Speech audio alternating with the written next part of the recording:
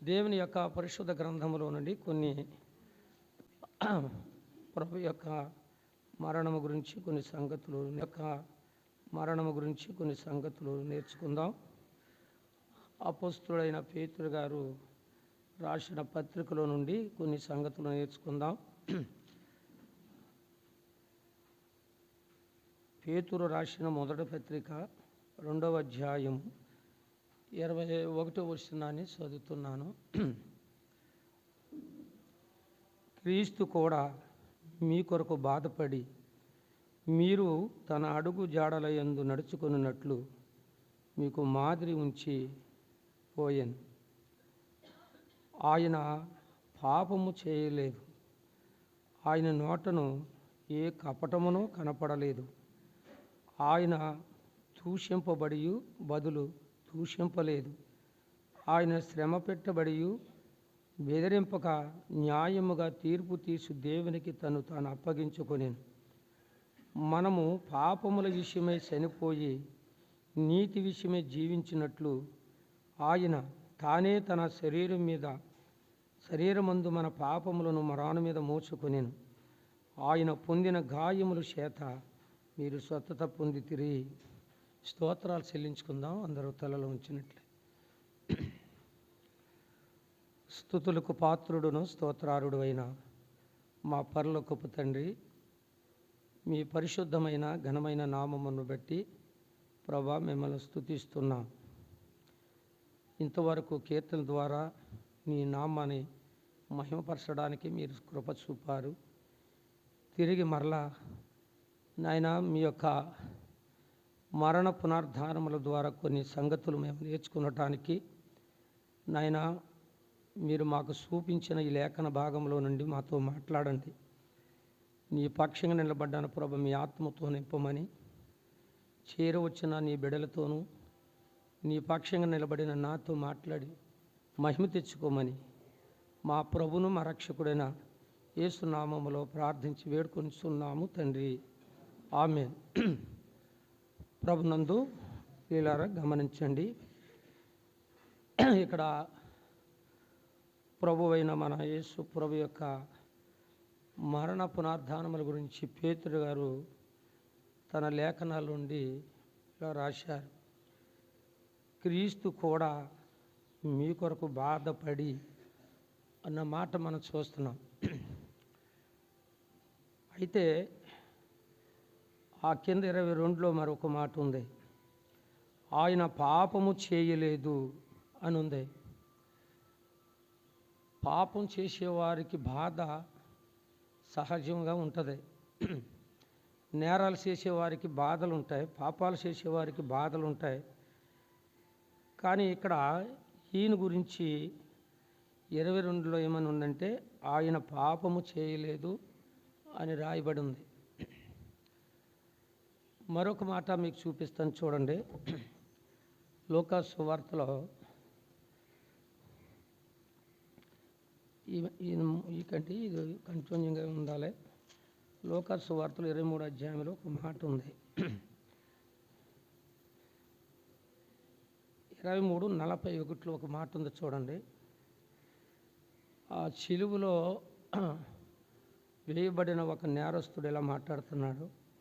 మనకైతే ఇది న్యాయమే, మనము చేసిన వాటికి తగిన ఫలము పొందుతున్నాము, కానీ ఈయన ఏ తప్పుదమును చేయలేదని చెప్పి, తప్పులు చేసేవారికి బాధలు, పాపాలు చేసేవారికి బాధలు, మోసాలు చేసేవారికి బాధలు. కానీ ఇక్కడ రాయబడిన మాట ఏంటంటే క్రీస్తు కూడా మీ కొరకు బాధపడి మీరు తన అడుగు జాడల యందు నడుచుకున్నట్లు మీకు మాదిరి ఉంచి పోయెను అనే మాట రాయబడింది. ప్రభునందు ప్రియులారా గమనించండి. పాపముల వచ్చే జీతము మరణము అని ఉంది.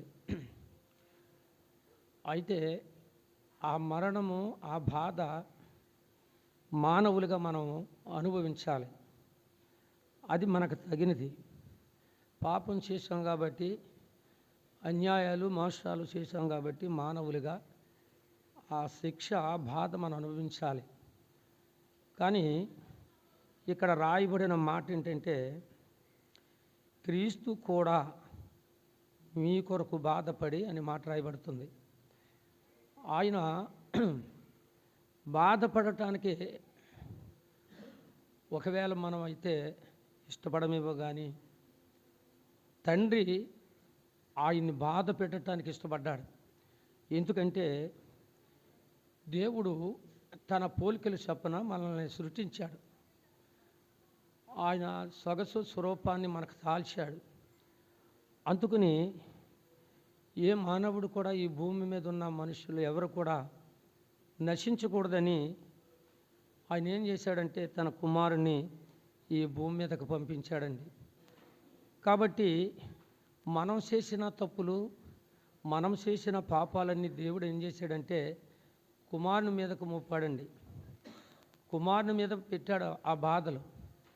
ఎందుకు పెట్టాడు అంటే మనము పరిశుద్ధులుగా ఉండాలి, మనము నిర్దోషులుగా ఉండాలి, మనమందరము కూడా ఆయన సన్నిధిలో నిష్కల్మషులుగా ఉండాలని యొక్క తపనము కోరిక కలిగి మనం పొందవలసిన బాధలు ఆయన కుమారుని మీద మోపాడు. అందుకనే క్రీస్తు కూడా మీ కొరకు బాధపడి, ప్రియులారా, ఆయన ఎంతో బాధపడ్డాడు.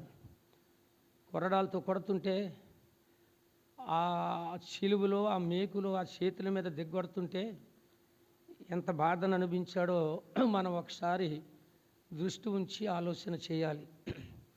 ఆ రెండు కాళ్ళు, ఒక కాలు మీద మరొక కాలు పెట్టి బలమైన మేకు అలాగ దింపగానే సుత్తుతో కొడుతుంటే ఆ గోడకే ఒక చెక్కగా కొట్టినట్లుగా ఆ కాళ్ళు, రెండు కాళ్ళ మధ్య నుంచి బలమైన మేకు దింపుతుంటే ఎంత బాధ మనమందరం ఆలోచన చేయాలి. ప్రియులారా, అంత బాధ మన కొరకు ఆయన భరించాడు. ఎందుకో తెలుసా? మనం బాగుండాలని, తన అడుగు జాడలో నడవాలని, ఆయనతో మనం జీవించాలని, ఆయన మనం ఈ లోకానికి చూపించాలని మన కొరకు ఆయన బాధపడ్డాడు. ప్రియులారా, ఆయన 33.5 సంవత్సరాల భూమి మీద ఉన్నాడు, కానీ నెమ్మది లేదు. ప్రతి ఒక్కరు కూడా ఏదో మాట పంటమే, నువ్వు క్రీస్తువతి అలా చేయంటమే. ఆయన పుట్టినాటి నుండి ఆయన మరణమైపోయే వరకు కూడా బాధలు అనుభవించాడు మనకి. కాబట్టి ఇదన్నీ మనం ఆలోచన చేయాలి. ప్రియులారా, బాధపడవలసింది మనం. ఏమండి, మరలా మనం ఆయన శిలువ వేసేవారుగా మనం ఉండకూడదు. అందుకని ఇక్కడ అంటున్నాడు, క్రీస్తు కూడా మీ కొరకు బాధపడి మీరు తన అడుగు జాడల యందు నడుచుకున్నట్లు మీకు మాదిరి ఉంచిపోయాను. ఒక మాదిరి దేవుడు మనకు ఉంచాడు. ప్రియులారా, ఒక మాట చదువుతారా? అది మనం నేర్చుకుందాం. యోబు గ్రంథంలో ఒక మాట రాయబడింది. యోబు గ్రంథము 23వ అధ్యాయము 11వ వచనాన్ని చూద్దాం. చూడండి, అక్కడ ఒక శ్రేష్టమైన మాట రాయబడింది. అమ్మ, యోబు అంటున్నాడు, నా పాదములు ఆయన అడుగు జాడలు ఎడవక నడిచినవి. గమనించాలి, యోబు గ్రంథంలో ఈ పేతురు రాసిన పత్రికలు ఏముందంటే తన అడుగు జాడల యందు నడవవలనే మనకు మాదిరి ఉంచి వెళ్ళిపోయాడు. అది ఆ మాదిరి మనకు కనపరచాలి. ఆ మాదిరిని మనం ఆ మాదిరిగా మనం జీవించాలి. కానీ యోబు జీవిస్తున్నాడు. ప్రియులారా, యోబు అంటున్నాడు, ఏమంటున్నాడంటే ఆయన పాదములు ఆయన అడుగు జాడలు విడవక నడిచి తిని, నేను ఇటు అటు తొలగక ఆయన మార్గమున నేను సంచరించి తిని అంటున్నాడు. నడుస్తున్నామా? ఆయన మార్గాల్లో మనం నడుస్తున్నామా? ఆయన శిక్షేతలో మనం ఉంటున్నామా? ప్రియులారా, ఆయన మన కొరకు బాధపడ్డాడు, శ్రమలు అనుభవించాడు. అందరూ ఆయన అపహాస్యం చేశారు, ఆయన ముఖం మీద ఉమ్ములు పూశారు, ఆయన చెంప దెబ్బలు కొట్టారు, ఆయన చెంపను పెరికేశారు. ప్రియులారా, ఎంత బాధ అండి! ఆ గడ్డం పట్టుకుని కిందకి లాగితే ఎంత బాధో ఒకసారి మనకు గడ్డం ఉన్న వాళ్ళు ఒకసారి పీక్కుంటే తెలుస్తుంది. ప్రియులారా, గమనించాలి, ఆయన ఎంత బాధపడ్డాడో, ఎంత వేదన అనుభవించాడో మనం గమనించాలి. రక్షించబడిన మనం యేసు ప్రభుని మన సొంత రక్షకుడిగా అంగీకరించి ఆయన రక్తములో కడగబడి ఆయన సన్నిధికి వచ్చిన మనము మరలా ఆయన సిలువేద్దామండి. మన క్రియల ద్వారా, మన అపరాధముల ద్వారా మళ్ళీ ఆయన సిలువేద్దామండి. ఆయనకి అవమానాలు, తలవంపులు తీసుకొద్దామండి. మన కొరకు ఆయన ఉపకారం చేశాడు, మన బాగోవాలే ఆయన. కాబట్టి ఆయన మన కొరకు చనిపోయి సమాధి చేయబడి తిరిగి లేచి మన కొరకే మళ్ళా స్థలం సిద్ధపరుస్తానికి వెళ్ళాడు. ఎంత మన కొరకు ప్రయాస, మన కొరకు బాధ, మన కొరకు నెమ్మదలేదు ప్రభువుకి. ప్రియులారా, మనము ఆయన కొరకు మనం ఏం చేస్తున్నాం? కాబట్టి యోబు అంటున్నాడు, నా పాదములు ఆయన అడుగు జాడలు విడవక నడిచినవి అంటున్నాడు. ఆయన మనకే అడుగు జాడలు మాదిరి ఉంచి వెళ్ళిపోయాడు. ఆయన అడుగులో అడుగేసుకుంటూ ఆయన మాటలో కలుపుకుంటూ మనం నడుస్తున్నామా? ప్రియులారా గమనించండి. కిందకు ఒక మాట అన్నాడు, నేను ఇటు అటు తొలగక ఆయన మార్గమును అనుసరించి తిని ఆయన పెదవుల ఆజ్ఞను నేను విడిచి తిరగలేదు. ఆయన చెప్పిన మాట ప్రకారంగా ఆయన గీసిన గీట్లోనే నేను ఉన్నానే తప్ప నేను తిరగలేదు అంటున్నాడు. ప్రియులారా, దేవుని పిల్లలం రక్షించబడ్డామండి, బాప్తిసం తీసుకున్నామండి అంటే సరిపోలేదండి. ఆయన అడుగు జాడల్లో మనం నడవాలి, ఆయన శిక్షతలో మనం ఉండాలి. అలాగుండి ఆయన శరీరానికి బదులుగా ఇచ్చిన రొట్టెని తీసుకుంటే ఆయనకి ఎంత మహిమ అండి, ఎంత గంత అండి. ఆయనతో మనం కలిసిపోనట్టు అన్నమాట. ఆయన శరీరం మనం భుజిస్తున్నామంటే, ఆయన మరి రక్తమును మనం త్రాగుతున్నామంటే ఆయనతో కలిసిపోవాలి. అది మనం నేర్చుకోవాలి. కాబట్టి చాలామంది బాప్తిసం తీసుకుని పాపాలు చేస్తున్నారు, బాప్తిసం తీసుకొని దేవునికి దూరం అయిపోతున్నారు, రొట్టె విరవకుండా దూరం అయిపోతున్నారండి. ఎంత బాధకరమైన విషయమో చూడండి. అందుకేనా ప్రభు మన కొరకు బాధపడటం, మన కొరకు ఆ సిలువలో వేదన పడతాం. యెరూషలేము ఈదుల్లోనూ ఏమంటే తప్పు చేసిన వాడిని వీడ్చినట్లుగా వీడిచారండి. దేవత దేవుడు సర్వ సృష్టికర్తనే. ప్రియులారా, మీరు గమనించారా ఈ మాటలు? ఆయన్ని యెరూషలేము ఈదుల్లో చిన్నపిల్లని కొట్టి ఈడ్చినట్లుగా వీడిచేశారండి. మన ప్రభు మన కొరకు నోరు తెరవకోకుండా మన కొరకు ఓర్చుకున్నాడు మన ప్రభు. ప్రియులు, అందుకనే ఇక్కడ ఏమని రాయబడిందంటే, క్రీస్తు కూడా మీ కొరకు బాధపడి. ప్రియులారా గమనించారా? మరొక మాట మీకు చూపిస్తాను చూడండి. 53వ అధ్యాయము యెషయా గ్రంథం ఒక మాట రాయబడింది. 53 అధ్యాయంలో ఆయన్నిలాగు 4 చదువుతున్నాను చూడండి. 53:4 నిత్యముగా అతడు మన రోగములను భరించెను, మన వ్యసనములను ఊహించెను. ఆయనను ముత్తబడిన వానిగాను చదువు బాబు, బాధింపబడిన వానిగాను శ్రమ నొందిన వానిగాను మనం అతననే ఎంచితిమి. మన అతిక్రమ క్రియను బట్టి అతడు గాయపరచబడిన. అతిక్రమ క్రియలు అమ్మా, ఆయన ఎందుకు గాయాలైనవి? ఎందుకు ఆయన కొరలతో కొడతాం? ఆయన ఎందుకు తల మీద ముండ్ల కిరీటం ఎందుకు పెట్టారు? ఎందుకు ఆ చేతుల మీద ఆ మేకులు దించారు అంటే మన అతిక్రమ క్రియను బట్టి. ప్రియులారా, మీరు గమనించాలి. కాబట్టి దేవుడు తన దాసుల ద్వారా, తన కుమారుడు మన ప్రభువైన యేసుక్రీస్తు ద్వారా మనకి విడుదల దేవుడు మనకు అనుగ్రహించాడు ఆయన కుమారుడు ద్వారా. ప్రియులారా, మనం చేసిన అతిక్రమాలు ఎన్నో, 1, 2 ఎన్నో, అవన్నీ ప్రభు భరించాడు. మనకి ఈరోజు మనం ఇలాగున్నామంటే దేవుని కృప. ఆరాధిస్తున్నామా ప్రభుని? పూర్ణంగా ప్రభు యొక్క రొట్టెలో పాలుభాగస్తులు పొందుతున్నామండి. రక్షించబడిన తర్వాత రొట్టె తీసుకోకపోతే నీవు దేవుణ్ణి విసర్జించినట్టే లెక్కదండి. ఎందుకంటే ఆయన అంటున్నాడు, నా శరీరము తిని నా రక్తం త్రాగువాడే నిత్య జీవం గలవాడు అంటున్నాడు. అంచు దినాన్ని నేను అతన్నే లేపుతాను అని చెప్తున్నాడు. అంత మాత్రమే కాదు, ఆరాధన తీసుకునే వారు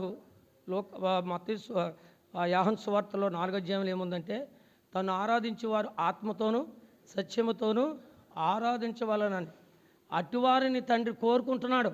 అందరిని కోరుకోడండి. ఆత్మతో ఆరాధిస్తున్నామా? సత్యముతో ఆరాధిస్తున్నామా? ఎలకోలంగా ఉందండి ఆరాధన అంటే చాలామందికి. రొట్టె తీసుకోలేదంటే బాధ లేదండి, తీసుకుంటామంటున్నారండి. నెమ్మది లేకుండా, వాళ్ళ బాధ లేకుండా చెప్తున్నారు. ఏమండి, ఆది అపోస్తలులు మరి ఏం చేశారండి? ఎడతెగగా రొట్టె విరిచారు. ఏమండి, అలాగే పౌలు గారు ప్రదేశాల్లో సువార్త చెబుతూ ఆదివారం రొట్టె విరచడానికి కూడుకునేవారు. మరి మన పరిస్థితి ఏంటి? ఏం చేస్తున్నాం రొట్టె విరవకుండా? ఆయన నీ కొరకు నా కొరకు బాధపడ్డాడే.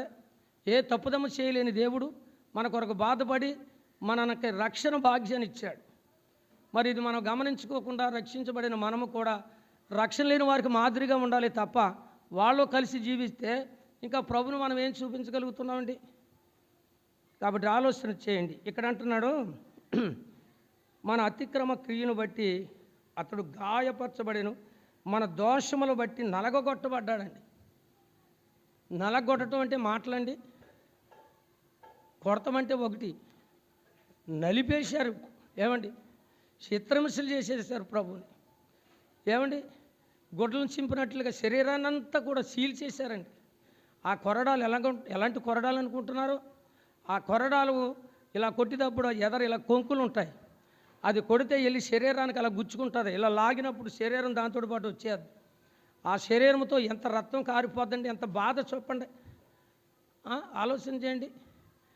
నిన్న మా మనవరాలు ఇలా తలుపు సందుని తలుపేసేస్తే నిజంగా ఎంత బాధ వచ్చేసి నాకు కోపం వచ్చేసింది పిల్లల మీద. ఎంత బాధ అనిపించేసానండి. కొంచెం ఆ తలుపు సందులో పడింది ఏలు. అసలు ఎంత బాధపడిపోయి అసలు ఎవరితో మాట్లాడలేకపోయాను. చిరాకు వచ్చేసి అందరిని ఇసిరేసాను. చిన్న బాధకే అంతమందిని ఇసిరేసాను. మరి అంత బాధపడ్డాడండి ఆయన.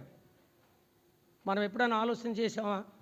ప్రభా, నేను పొందవలసిన బాధ నాయన, నేను పొందవలసిన వేదనది నాకు బదులుగా నీవు పొందావు.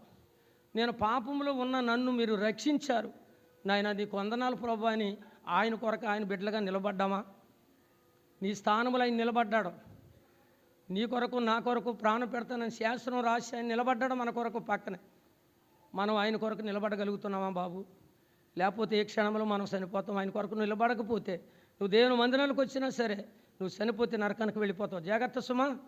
ఆయన అంటున్నాడు చూడండి ఇక్కడ, మన దోషములు బట్టి నలగొట్టబడేను, మన సమాధానార్థమైన శిక్ష అతని మీద పడేను, అతడు పొందిన దెబ్బల చేత మనకు స్వస్థతే కలిగింది. ఏమండి, దేవుడు పొందిన దెబ్బలు ఇంటికి దెబ్బలు తినాలైనా ఏ పాపం చేశాడు, ఏ నేరం చేశాడు? ఆ శిలువలో ఉన్న దొంగ కూడా చెప్తున్నాడు, ఏమని ఇదైతే మనకు న్యాయమే, కానీ ఈయన ఏ తప్పుదమ్మ చేశాడు ఆయన కూడా చెప్తున్నాడు. మరి మనం చెప్పగలుగుతున్నామా? మా నోటుతో ఏ తప్పు లేని దేవుడని ఒప్పుకోగలుగుతున్నామా? ఒప్పుకుంటే ఆయన కొరకు నువ్వు నిలబడి ఆయన కొరకు జీవించగలుగుతున్నావా? ఆయన అడుగుజాడలో నడవగలుగుతున్నామా మనం? ప్రభునందు ప్రియులారా గమనించండి. ఇక్కడ అంటున్నాడు, ప్రియులారా మీ కొరకు బాధపడి మీరు తన అడుగుజాడల యందు నడుచుకున్నట్లు మీకు మాదిరి ఉంచి పోయిన ఆయన పాపము చేయలేదు, ఆయన నోటను ఏ కపటమును కనపడలేదు. ఒకవేళ ప్రియులారా ఆయన కొడుతుంటే ఆయన ఎవరిని దూషించలేదండి. ఎవరిని ఒక పల్లెత్తి మాటలు ఎందుకు కొడుతున్నారు నన్ను ఇలాగా, నేనేం చేశాను, కొరడాలతో కొడుతున్నారు ఎందుకు, ఈ సిలువు మోస్తున్నాం ఎందుకు, నేను ఈ రాళ్ళ మీద ఈ కొండ మీద ఎక్కలేకపోతున్నానన్న మాట ఒక మాట కూడా మన కొరకు పలకలేదు. ప్రియులారా మన కొరకు ఎంత త్యాగమూర్తుడో చూడండి. ప్రేమ త్యాగమూర్తుడు మన ప్రభు. అటువంటి ప్రభుని మనం ఎలాగ ఆరాధన చేయాలండి? సత్యముతో, ఆత్మతో, సత్యముతో ప్రభుని ఆరాధించే తండ్రి కోరుకుంటున్నాడు. ప్రియుల ప్రభు చూస్తున్నాడు. ఆయన కనుదృష్టి ఈరోజు ప్రతి సంఘాల మీద ఉంటుంది. ఆయన ఎలాగ ఆరాధిస్తున్నారో, ఎలాగూ ఆయన్ని సేవిస్తున్నారో ఆయన చూస్తాడు పైనుండి. కాబట్టి మనం అందరం గమనించాలి ప్రియుల. అందుకునే యెషయా గ్రంథంలో ఏమన్నాడండి? కుమారుడు నలగొట్టబడుతా తండ్రికి ఇష్టమాయను అని రాయబడింది. ఏమండి, ఎవరు ఇష్టపడతారండి? మన బిడ్డను ఎవరో ఒకళ్ళు కొట్టేస్తుంటే మనం ఇష్టపడతామా? మన బిడ్డను ఎవరో ఒకళ్ళు ఏమండి చిత్రహింసలు చేసేస్తున్నారనుకోండి, నాలుగు బుద్ధులు గుద్దేస్తున్నారనుకోండి, తండ్రిగా మన పేనం ఎలాగుంటుందండి? ఊరుకుంటాం? కూర్చొని ఆ కొడుకుని కొడుతుంటే కూర్చొని ఆనందపడతామండి? పడవ కదండి. కానీ ఇక్కడ చూడండి ప్రియులారా, 53:10 ఏమంటున్నాడు చూడండి. 53 అధ్యాయము 10వ వచనం చదువుదాం. యెషయా గ్రంథము. అతని నలగొట్టుటకు యెహోవాకు ఇష్టమాయెను, ఆయన అతనికి వ్యాధి కలగజేసెను. అతడు తను తానే అపరాధ పరిహార్థ బలి చేయగా అతని సంతానమును చూశాను అన్నాడు. తర్వాత 11 చూడు. అతడు తనకు కలిగిన వేదన చూసి, చూడండి, తండ్రి అతను కలుగుతున్న వేదన చూస్తున్నాడంట. చూసి ఏం చేయాలండి? వేదన పడుతున్న బిడ్డను చూసి తండ్రి ఏం చేయాలి? తండ్రి ఏం చేయాలండి? బాధపడాలి. అయ్యో నా బిడ్డ ఎంత వేదన పడుతున్నాడు, అయ్యో ఎన్ని దెబ్బలు కొట్టేస్తున్నారు, వాళ్ళని చూడు ఎలా నలగొట్టేస్తున్నారని తండ్రి బాధపడాలి. కానీ మన తండ్రి మన కొరకు ఆయన నలగొట్టబడుతుంటే, ఆయన్ని చిత్రహింసలు చేస్తుంటే, అలా చేస్తుంటే తండ్రి అంట తృప్తి పొందాడంట. మన ఆరాధన నిమిత్తం తండ్రి తృప్తి పొందుతున్నాడా? తృప్తికరమైన ఆరాధన మనం చేస్తున్నామా? ఏదో చేయాలని బాగోదని చేస్తున్నామా? చాలా జాగ్రత్త. రొట్టు సామాన్యమైనది కాదండి ప్రియులారా, చాలా భయంకరమైనది. నా శరీరము తిని నా రక్తము త్రాగు నిత్య జీవం గలవాడని అక్కడ రాయబడింది. నా శరీరమని యువేశింపక తిని త్రాగువాడు తనకు శిక్ష విధి కలుగుటానికే తిని త్రాగుచున్నాడు. ప్రియులారా మీరు గమనించండి. యోహాను సువార్తలో నా శరీరము తిని నా రక్తము త్రాగువాడు నిత్య జీవం గలవాడు అని యోహాను సువార్తలో రాయబడింది. ఇక్కడ పౌలు గారు ఇలా రాస్తారు, నా శరీరమని వివేశింపక తిని త్రాగువాడు. అంటే వివేశించాలి. ప్రభు మన కొరకు మన ప్రభు శరీరం, నా శరీరం నలగొట్టబడాలి. కానీ నాకు బదులుగా నా ప్రభు ఆయన శరీరం నలగొట్టించుకున్నాడు. నేను పొందాలి గాయాలు, నా కొరకు ప్రభు పొందాడు. నేను పడాలి బాధ, నా కొరకు ప్రభు పొందాడు. నేను చనిపోవాలి, కానీ నా కొరకు నా ప్రభు చనిపోయాడు. ఇలాగా ప్రభుని పోల్చుకోవాలి ప్రియుల. కాబట్టి ఇక్కడ అంటున్నాడు, అతడు కలిగిన వేదనను చూసి తృప్తి పొందేను. నీతిమంతుడైన నా సేవకుడు జనుల దోషమును భరించి తాను ఆ అనుభవ జ్ఞానము చేత అనేకులను నిర్దోషులుగా చేసేయను. చూసారండి, ఆయన పొందిన దెబ్బల చేత ప్రపంచంలో ఉన్న వాళ్ళందరినీ ఏం చేశాడు? ఆయన నిర్దోషులుగా చేశాడు. దోషులైన వారిని నిర్దోషులుగా చేశాడు. కాబట్టి ప్రియ సహోదరులారా, దేవుని పిల్లలమైన మనం అందరము కూడా మనం పొందవలసిన బాధలైన పొందాడు. మనకు ఒక మాట చెప్పాడు, తన అడుగు జాడల నడిచేవాడు ఆయన బిడ్డలుగా ఆయన అడుగు జాడలు అంటే నడవాలి. అంటే ఆయన అడుగు జాడలం అంటే నడుతాం అంటే ఏంటి? ఆయన చెప్పిన ప్రకారంగా జీవించడం. అర్థమైందండి? ఆయన ఎలాగ నడమంటున్నాడో అలా నడవాలి. ఆయన ఏం చేయమంటున్నాడో అది చేయాలి. ఆయన ఎలాగ యోచించమంటున్నాడు అదే మనం చేయాలి. అప్పుడే మనం ఆయన అడుగు జాడల్లో నడిచినట్లుగా ప్రియుల. కాబట్టి దేవుని పిల్లలమైన మనం యేసు ప్రభు మన కొరకు బాధలు అనిపించాడు, బాధపడ్డాడండి, దెబ్బలు తిన్నాడండి. ఏమండి, శిలువలో మన కొరకు ఆ శిలువ ఆ కొయ్యి మీద ఒక ఎలాగంటే రిక్తుడుగా, నిరాకారంగా, ఎవరు లేనివాడిగా, ఏమండి ఆయన శిలువలో విలువెల్లాడిపోయాడు బిడ్డ మన కొరకు. ఎంత బాధ అండి. పైనమో తల మీద కిరీటం బాధ, గాయాలండి. అలాగ బళ్ళును అలా కొట్టగానే ఆ తలలోను పుచ్చకాయలో దిగిపోయినట్లుగా దిగిపోయి బళ్ళుని రక్తం వచ్చేసి ఎంత బాధ అండి.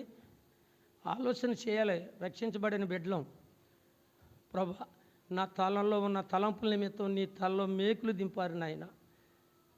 నా కొరకు నువ్వు చేసిన గొప్ప ఉపకారాన్ని బట్టి నాయన నేను స్తుతిస్తున్నాను ప్రభు. నా హృదయంలో ఉన్న తలంపును బట్టి నేను చెడిపోయి తిరిగినప్పుడు నా చెడిపోయిన మనస్సు నిమిత్తము నాయన నీ హృదయంలో బల్లింపోటు దింపారు నాయన. నేను చేసిన ఈ అక్రమైన ఈ చేతుల ద్వారా చేసిన పాపాల నిమిత్తము నీ 2 చేతుల్లో మేకులు దింపారు ప్రభా. నా 2 చేతుల్లో దింపాలి, నీ చేతుల్లో దింపారు ప్రభా. ఎంత బాధ నాయన. నా కాళ్ళు పాపానికి పరిగినప్పుడు, దొంగతనానికి, మోసానికి, అక్రమాలకు పరుగులెత్తినప్పుడు నాయన నా పాదాల మీదకు దింపాల మేకులు. కానీ ప్రభా నాకు బదులుగా నీ మేకులు నువ్వు కొట్టించుకున్నా ప్రభా. నువ్వు నా పట్ల చేసిన ఉపకారం బట్టి నేను ఏం చేయను ప్రభా, నీ అడుగుజాడలో నడుస్తాను అని ఒక తీర్మానం చేసుకోవాలి ప్రియులారా. మనం ఆయన బిడ్డలుగా జీవించాలి. ఆయన కోరుకునేది ఏమి కాదు, నా అడుగుజాడలో నడవండి, నేను చెప్పినట్లుగా నడుచండి, మీకు మేలు జరుగుద్ది అంటున్నాడు ఆయన. అలా చేస్తే దేవుడు మనకెంతో ధన్యులము, దేవుని యొక్క కృప, దేవుని యొక్క ఆశీర్వాదాలతో నింపబడతాం ప్రియులారా. చూడండి, నా కింద మరొక మాటని చదివి నేను ముగిస్తాను. పేతురు రాసిన మొదటి పత్రిక 2:21 క్రీస్తు కూడా మీ కొరకు బాధపడి మీరు తన అడుగుజాడల యందు నడుచుకున్నట్లు మీకు మాదిరి ఉంచిపోయాను, ఆయన పాపము చేయలేదు. ఇది 100% ప్రియులారా వాస్తవమైన మాటలు రాయబడిన ప్రియులారా. ఆయన కన్యక మరియ గర్భముల నుంచి వచ్చిన తర్వాత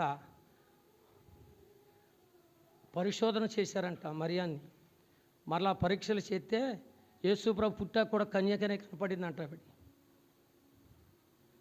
అంటే పరిశోధన అంటే పాపం చేతినే పుడుతున్నారో ఈయన అలాగెందుకు పుడతాడో అది వాస్తవం కాదండి. అలాగ మరలా పరిశోధన చేసినప్పుడు మరలా మొదట్లో కన్యగా ఉంది, యేసుప్రభు పుట్టిన తర్వాత మరలా పరిశోధన చేస్తే మరలా కన్యగానే కనపడినట్లుగా లేఖనాలు చెప్తున్నాయి. కాబట్టి ప్రియులారా, ఆయన పాపరహితుడు అన్నాడు. పాపరహితుడు అంటే పాపాల చేతే పుట్టినవాడు కాదు, శరీరంగా కలిస్తే పుట్టినవాడు కాదు మన ప్రభు. అందుకనే ఆయన గురించి ఏమన్నాడంటే పవిత్రుడు అని రాయబడింది లేఖనాల్లో. ప్రియులారా, పాపము లేని దేవుడు, పాపరహితుడు, నాలో పాపం ఉన్నదని మీలో నిరూపించమని సేవలు విసిరిన మన ప్రభు పాపము లేని దేవుడు అన్నమాట. అటువంటి దేవుని నమ్ముకున్నామండి మనం. ఎంత ధన్యులమో! ఆ ధన్యత ఎవరిస్తారండి? ఈ భూమి మన శాశ్వతం కాదు ప్రియులారా. ఈ లోకంలో మనం ఎంతకాలం ఉంటాం మనకు తెలియదు. మన కళ్ళెదురుగుండా పెద్దలు ఎంతోమంది కాలగర్భాలో కలిసిపోయారు. మనం వాళ్ళకంటే గొప్పవాళ్ళమండి. ఏ క్షణంలో మనం చనిపోతాం ఎవరికి తెలియట్లేదు. కాబట్టి ఉన్న కొద్ది కాలములైన కొద్ది మనకి ఇచ్చిన ఆయుష్యాన్ని దేవునికి అప్పగిద్దాం. ప్రభా, నన్ను క్షమించిన ఆయన, ఇంతవరకు నీకు దూరంగా జీవించాను ప్రభా, నీ రక్తంలో కడగబడిన వాడినే నాయన, రొట్టెలో నీకు దూరంగా ఉంటున్నాను, ప్రవర్తనలో నీకు దూరంగా ఉంటున్నాను ప్రభా, నన్ను క్షమించి ప్రభు పాదాల దగ్గరికి వస్తే ఆయన క్షమించడానికి సిద్ధ మనసు గలవాడు. ఆయన నిన్ను త్రోసివేయడం, నన్ను త్రోసేసే దేవుడు కాదు ప్రియుల. ఆ కింద ఇంకొక మాట ఉంది చూడండి, ఆయన నోటను ఏ కపటము కనపడలేదు. ప్రియులారా, మనిషి దగ్గర ఒక మాట, మరొక దగ్గర ఒక మాట మాట్లాడే దేవుడు కాదు మనం ప్రభు. శాస్త్రులు పరిచయాలు అంటారు యేసుప్రభుని, నీవు మోమాటం గలవాడు, నువ్వు కపటం లేకుండా మాట్లాడతావు అని వాళ్ళే చెప్పారు. ఆయన ముక్సూటిగా మాట్లాడే దేవుడు నువ్వు అని చెప్పారు. ఆయన కపటం లేని దేవుడు మన ప్రభు, కపటము లేని దేవుడు ప్రియుల. అందుకనే ఆయన్ని ఈనాడు ఎంతోమంది భక్తులు ఆరాధన చేస్తున్నారు ప్రియులారా. మరి కపటము లేని దేవుడు, పాపము లేని దేవుడు, ఏమండి, నేరము లేని దేవుడు, అటువంటి పరిశుద్ధుడైన దేవుణ్ణి మనం కలిగినందుకు మనం ఎంతో ధన్యులమని భావిస్తున్నాం.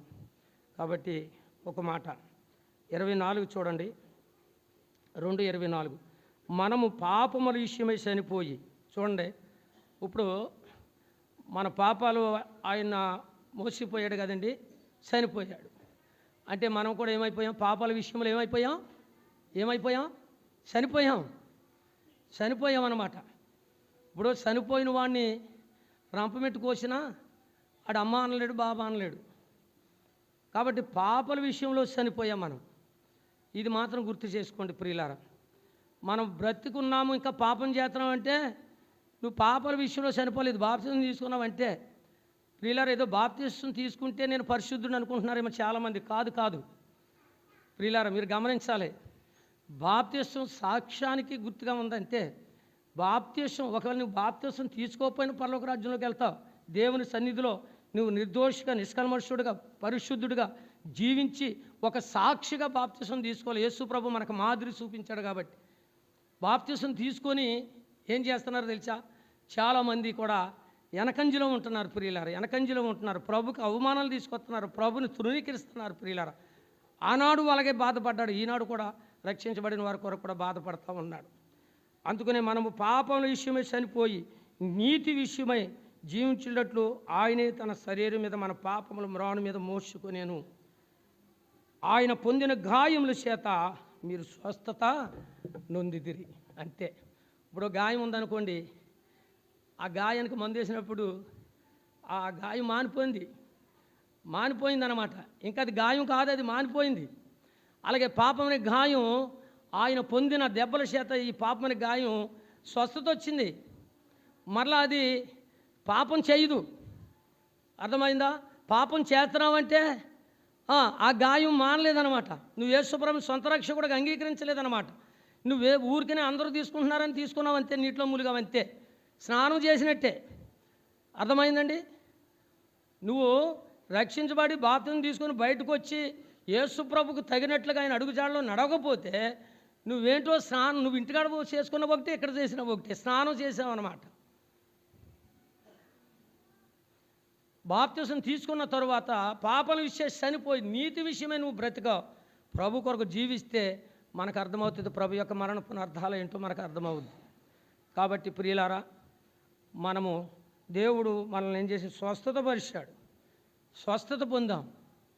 ప్రియులారా, ఆయన పొందిన గాయముల చేత మీరు స్వస్థత పొందిరి. ప్రియులారా, స్వస్థత అంటే ఒక చేతికో ఒక కాలుకో కాదు, ఈ సర్వ శరీరం అంతా కూడా దేవుడు స్వస్థత పరిచాడు. మన కాళ్ళు చేసిన పాపాలకి మేకులు, మన చేతులు చేసిన పాపాలకి మేకులు, మన తలలో చేసిన తలంపులకి ముళ్ళ కిరీటం, మన హృదయ తలంపులు, హృదయం అన్నింటికంటే మోసకరమైనది, దీని నిమిత్తం ఆయన బల్యము పోటు చేశాడు. అన్నీ చనిపోయినాయి. మనము నీతి విషయంలో మనం బ్రతుకున్నాం. యేసు ప్రభుని మనము సొంత రక్షకుడు అంగీకరించి ఆయన అడుగు జాడల్లో నడుచుకుంటూ ప్రభు చెప్పిన మాటలో మనం అనుసరిస్తూ ప్రతి ఆదివారం రక్షించబడిన ప్రతి వ్యక్తి ప్రతి ఆదివారం రొట్టె విరవాలి. ప్రతి ఆదివారం రొట్టె విరవాలి అంటే ప్రతి ఆదివారం నువ్వు రొట్టె విడవకుండా వెనక్కుంటున్నావంటే నువ్వు ఇంకా రక్షించబడలేదన్నమాట. అంటే రక్షించబడలేదు అంటే నీకు దేవుని భయం లేదు, దేవుని భయం లేదు. నువ్వు ఆరాధనకు దూరంగా ఉంటున్నావంటే దేవుని భయం లేదు అంటే రక్షణ ఇంకా నీలోనికి రాలేదన్నమాట.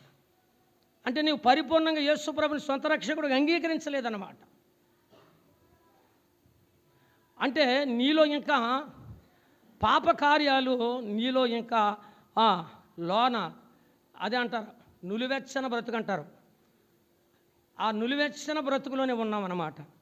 కాబట్టి అలాగుంటే మంచిది కాదు. ఇప్పటికైనా ప్రభా నన్ను క్షమించిన ఆయన, నేను రక్షించబడ్డాను, బాప్తిసం తీసుకున్నాను, నీ కొరకు జీవించలేకపోతున్నాను ఆయన, నన్ను క్షమించు ప్రభని తప్పిపోయిన కుమారుడు క్షమాపణ పొందినట్లుగా పొందితే దేవుడు తప్పక చేర్చుకుంటాడు. ఇచ్చిన అవకాశాన్ని మనం వినియోగించుకోకపోతే మన హృదయాలకు మనం ఉత్తరవాదులం అయిపోతాం. కాబట్టి ప్రభునందు ప్రియులారా, దేవుడు మన కొరకు బాధపడి మన కొరకు తన అడుగు జాడల మాదిరిగా ఉంచి వెళ్ళిపోయాడు. ప్రియులారిని బాధపడటానికి కారణం ఏమీ లేదు. పిలాతు సహితం కూడా అన్నాడు, ఈయనలో ఏ దోషము లేదు, ఈయనలో ఏ తప్పుదనము లేదన్నాడు ఒక దొంగ. ప్రియులారా, యోహాను సువార్తలో కూడా ఈయన పాపమున్నదని మీరు నిరూపించమన్నారు. ప్రియులారా, పాపములు లేని దేవుడు అని ఎబ్రిల్కి రాసిన పత్రిక ఘోషిస్తూ ఉంది.